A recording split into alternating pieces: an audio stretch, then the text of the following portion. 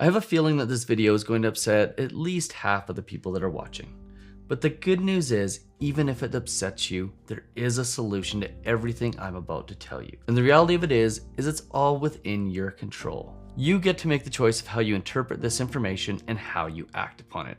In fact, you get to make the choice of how you accept any information that you receive. And in this video, I'm going to talk about why you may never actually be able to afford a home. And I'm going to give you all the solutions. It's up to you whether or not you decide that you're going to take action. All right, so welcome back. Let's talk about why you'll never be able to afford a home. With home prices up 20 to 40% in some areas in North America, it's no surprise that many people are feeling this way. And every month that goes by, it seems to get harder and harder to actually be able to afford a home.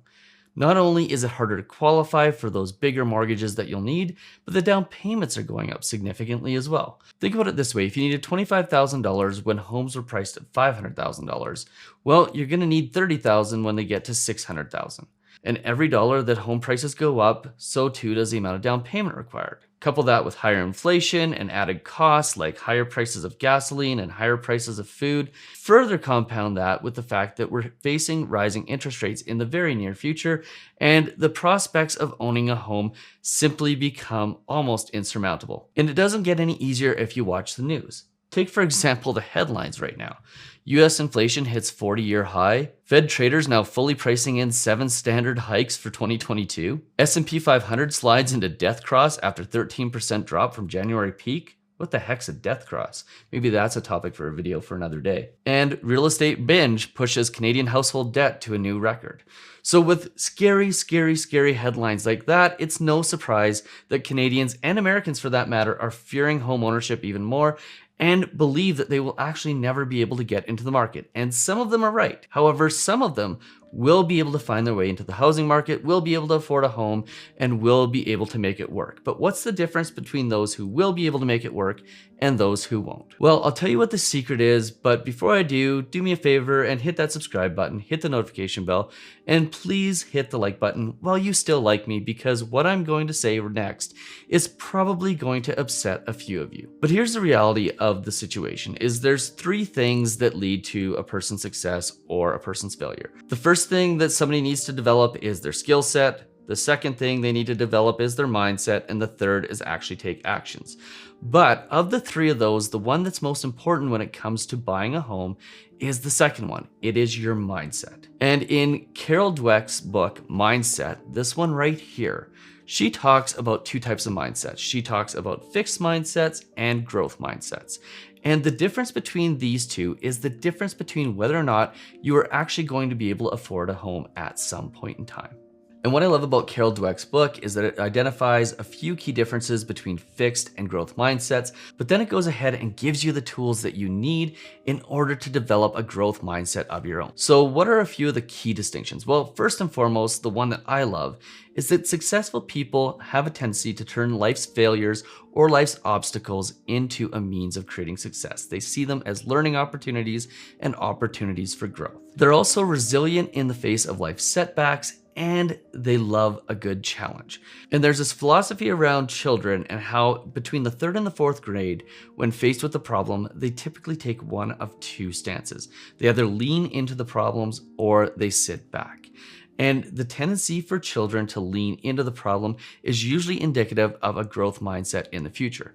But just because a child doesn't lean into a problem in grade 3 or grade 4, and subsequently as an adult, doesn't mean that you can't develop this skill yourself. In fact, when it comes to the age-old argument of nurture versus nature, it turns out that nature and nurture aren't necessarily exclusive of each other. In fact, most academics now agree that both play an important role in a person's success. And I cannot think of any other better example of this than when people face their absolute lowest points, their moments of need, and the moments that change their lives. I was recently watching a hockey game with a really good friend who happens to be highly successful, but his success has only come in the last 24 months. In fact, what he said to me is that he was down to his last dollar, with the exception of the equity that he had left in his home, which happened to be the equity that the lenders and the banks wouldn't let him touch. But in those moments of need, he decided to make the leap into real estate and has quickly become one of North America's most recognized realtors. And what he told me was that it didn't happen until he faced a need that was so painful that he had to go ahead and figure out how to grow. And as a result, he got his real estate license, he learned everything he possibly could about video, and he became one of the most recognized realtors who probably is never going to have an issue with money ever again in his entire life. And you better believe that he can buy any property he wants, primarily because he chose to step out of his comfort zone, and that got him into a position to create generational wealth for his family. And this is a common theme in society. The darkest moments create some of the greatest successes, but it is in those dark moments that people decide to become a success. About 4 years ago, I was attending a VIP event with Darren Hardy, who was the former editor of Success Magazine. And in this room was billionaire after billionaire and millionaire after millionaire. In fact, I was probably not the person that should have been in that room because it's highly likely that I actually had the lowest net worth of everybody. But when he talked about what made people successful, he said this. He said, I have no idea what actually makes people successful, but what I have identified in successful people, and keep in mind that this is the guy who interviewed Richard Branson and Oprah and Tony Robbins and has had contact with the absolute most successful people in the world and has documented their success. What he noticed about them was that they all just decided at some point, they made the decision to become successful and they had the audacity of personality to make sure that when somebody told them that they couldn't do it, that they absolutely would. It's this shift from having a fixed mindset to a growth mindset that really determines the success of most people. Now, when I look at the comments on this YouTube channel, I see about 50-50. I see about half of the people out there go, the government screwed us, the Federal Reserve screwed us, the Bank of Canada screwed us, there's too much money printing, I'm never gonna own a home, interest rates should go to 25% so that we can absolutely kill the economy so housing's affordable again, and they basically play the victim. And then I see this other group of people who go, you know what? It doesn't matter what interest rates go to. It doesn't matter what inflation looks like, because I'm going to do everything I can to find a way to make sure I can get into a home, and I'm going to do it at the earliest possible opportunity. Now, on top of all that, there's this other conversation around expectations, because what I've also noticed is that the expectations for millennials and for younger people who are purchasing their first home nowadays are way beyond what they should be. Now, I remember back in 2003 when I bought my first property, it was not an average home. In other words, when average homes at that point were priced at $400,000, I wasn't spending $400,000 on that average home. No, I was buying an entry-level property. It was a 2-bedroom condo, and it was not the fanciest place to live. And at that time, when I looked at my parents' house that was priced at $450,000, I thought that gap was a gap that I would never cross. And you know what happened? Well, once I got into the market, once I started seeing some of the upticks in the market and started building equity, well, then it became possible down the road for me to use that equity to move up into a bigger property.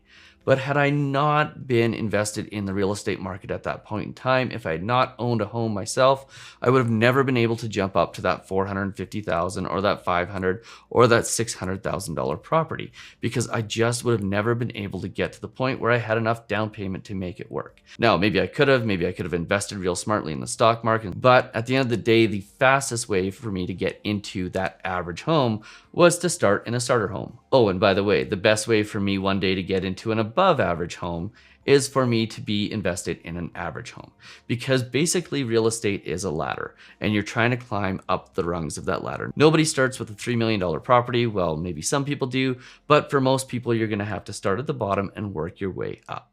And that's the same for your mindset. You're going to have to start somewhere and work your way up. Build your skills, build your talents, work towards better jobs. And if you're sitting there thinking, well, I can't afford it, well, start thinking about ways that you can get a better job. Maybe that means you look to other employers. Maybe that means that you start upgrading your skill set so you can get better jobs within the same organization. Or maybe that just means you go back to school. But if you aren't satisfied with where you are right now, you need to move forward and you need to push things a little bit harder. And if there's one thing that the pandemic has shown us, it is that the gig economy is real. You can leave your job, or you can still continue to work your job and work gigs and make a significant amount of extra money. The amount of people that we have seen coming out of the pandemic who have made a bunch of money in cryptocurrencies, or have made a bunch of money selling goods online, or have made a bunch of money selling their skills online is huge. And it goes to show that there's an endless amount of money to be made out there, and an endless amount of money, or an amount of money that's just a little bit more than what you have right now, is probably the key and the path to home ownership. You just have to find your way to access it. And it's not up to the government to access it for you. It's not up to the government to give you the tools you need, or to reset the market, or to do something that will make it more affordable for you.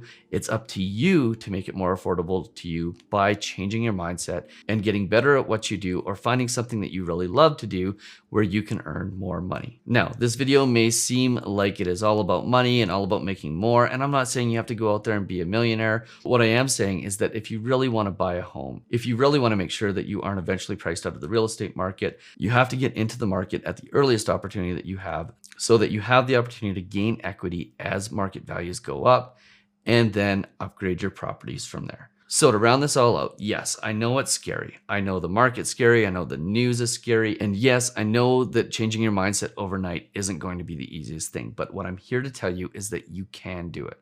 I believe that anybody can change their mindset and can earn a greater income than what they ever thought possible. It all comes down to developing that mindset and then taking actions. And I'm going to encourage you, if you're watching this video to the end, congratulations, because you're probably one of the few who did. But if you made it here, I'm going to encourage you to take one more step. And that is to decide what action you can take to further your growth mindset and to get you closer to home ownership. And immediately, right now, take that action. Tony Robbins said, never leave the sight of creating a goal without taking action towards it. I'm going to encourage you to do that right now. If your goal is home ownership, make the decision right now to take action. And if you found this video useful, do me that favor, hit the subscribe button, hit the notification bell. Please hit that like button so more people like you can see this video, and we'll see you on the very next one.